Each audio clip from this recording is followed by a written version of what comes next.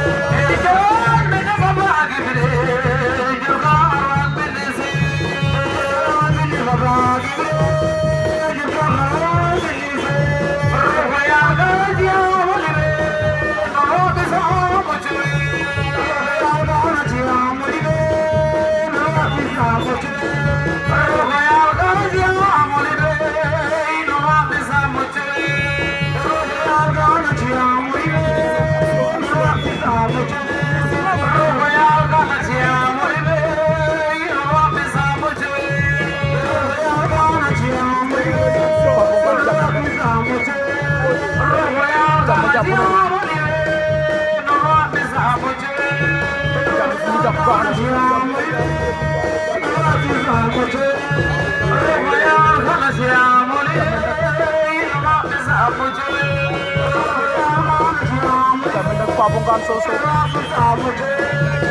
Boy Songale dugg na ca lig ba ndeysaan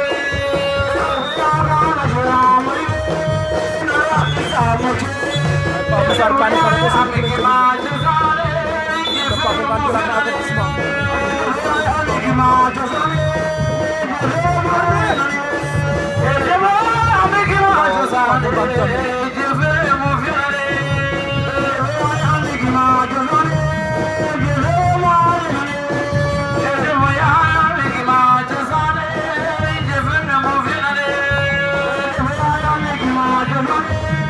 Jammeh koy songal daanu nañ ca lig ba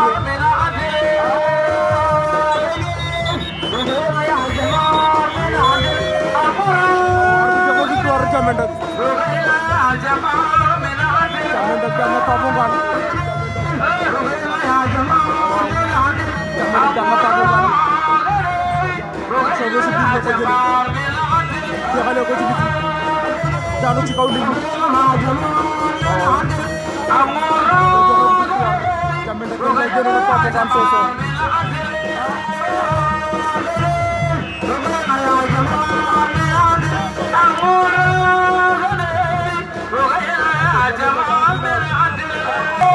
Babou Sarr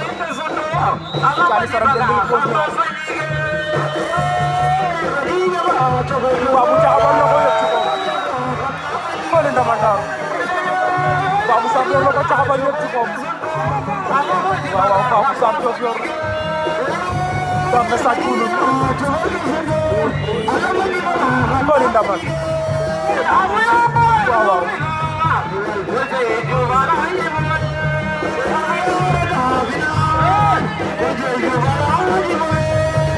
Hey,